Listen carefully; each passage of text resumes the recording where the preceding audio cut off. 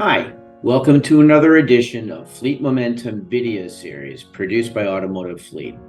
I'm Fleet Group Editor Chris Brown.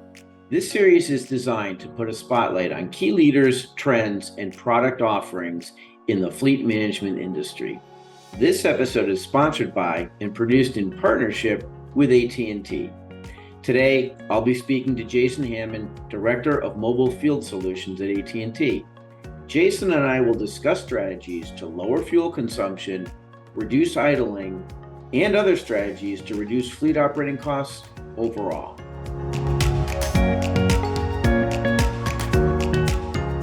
All right, well, Jason, hey, welcome to another edition of Fleet Momentum video series. Hey, Chris. Hey, glad to be with you today. For sure. All right, well, we're going to hit a really important topic as it relates to fleet costs, and that's reducing fuel consumption. Let's really dig into some of these real life issues, okay? I mean, the easy one to go to is idle reduction, right? I mean, it's fall season, winter is coming, right? I mean, are there times when it's actually necessary to idle? Yeah, I think it's a good topic, right? Idling is one of the first places companies look when focusing on fuel expense reduction. That's pretty obvious. In some cases, it's the area that yields the most impact. But in some cases, it's not. It really depends on the company and the industry they're in and the company's policies and use cases. Chris, take the utilities industry, for example. These workers in the field are operating machinery components that are sometimes connected to the truck that require power, or what we call PTO, to run and operate those components. An example would be a boom lift to help repair power lines. What we help companies with is separating the acceptable idling from the exception idling. That's a very important term, acceptable idling from exception idling. And then we create rule sets to help measure the difference between the two. So, once we have these rule sets in place, we're able to accurately measure the exception idling to determine the true reduction measurements and impacts versus the false. Put it this way, if I only create goals around reducing all of my idling and half of my idling is actually acceptable, maybe creating goals that can't be measured accurately. Hope that makes sense.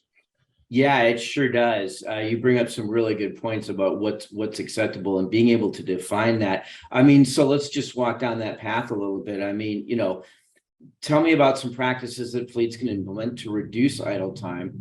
And, I guess we can use idling for practical safety concerns, right? And then get into how idling plays into worker safety as well. Yeah, I think, you're correct. I mean, it can be both, right? I mean, it can be that we have goals for reducing idling and using idling for practical safety situations. And I would say in most cases, there needs to be. I would say that most companies out there are super focused on the safety of their workers nowadays. As I mentioned before, the ability to idle is sometimes crucial to the safety of field workers.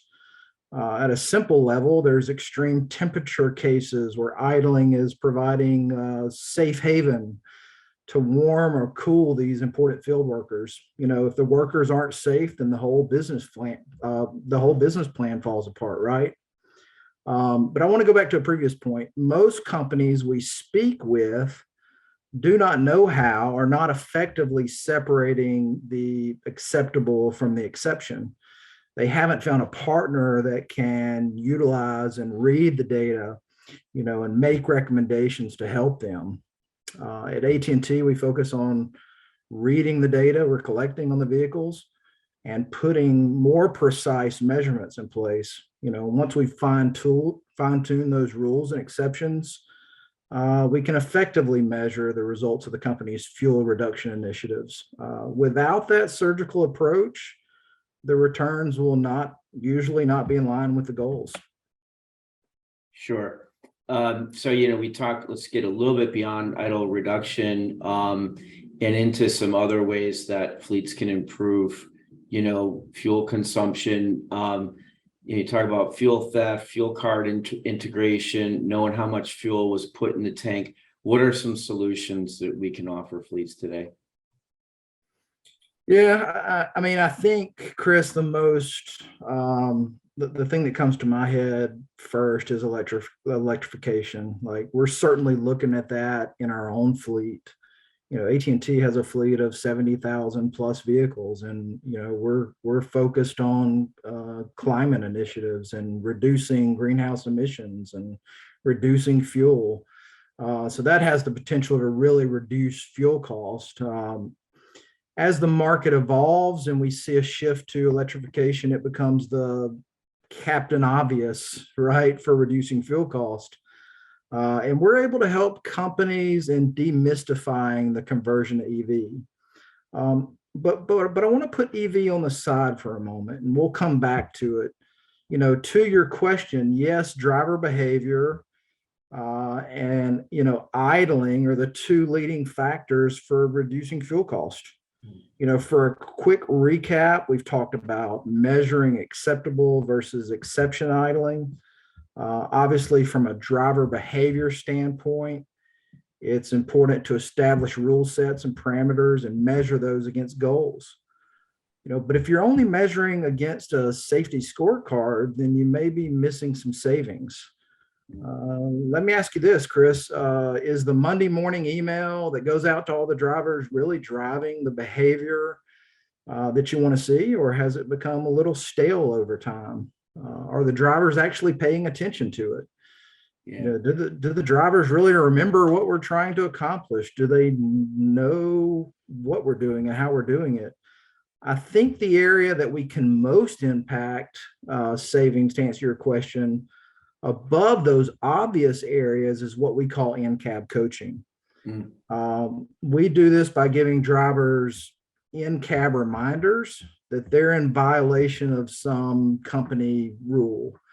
That can be for idling, hard acceleration, harsh braking, hard cornering.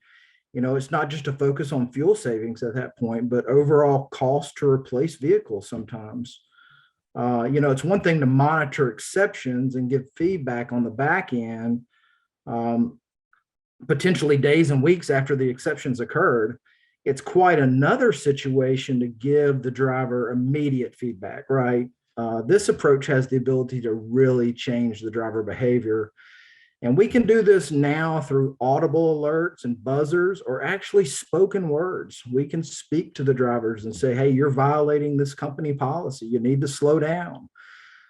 So our solution that we can do is place, hardware components in the cab and, tell the driver if they're violating some policy. And then you start to connect behaviors with goals and see a larger impact on your reduction goals. In certain cases, we've been able to compare a baseline of driver behaviors before the in-cab coaching implementation to after the implementation of this in-cab coaching. And that's where we see some pretty dramatic results. Wow. Okay. Yeah. No, the in-cab coaching is such a crucial component now of fleets and safety and idle reduction as well, for sure. Hey, just circling back around, we've just got maybe time for one more question here. We're talking about fleet electrification, right? And we've certainly got a lot of coverage on it. But what is one thing that you think that fleets really need to pay attention to that they might not quite just yet on this path to electrification? Okay. Good question. Chris, I'm glad you came back to EV, right? As I mentioned before, we have the ability to perform these EV shift assessments. Like, how do I make that change? How do I make that evolution? And our approach there is to really, assess the current vehicle payloads to determine if there's a suitable EV replacement vehicle that would equally, say, handle the load. In other words, can I make the change from X combustion vehicle to X electric vehicle and keep the same levels of production? And do we have the charging infrastructure to support our plans and the number of vehicles and the routes that we run?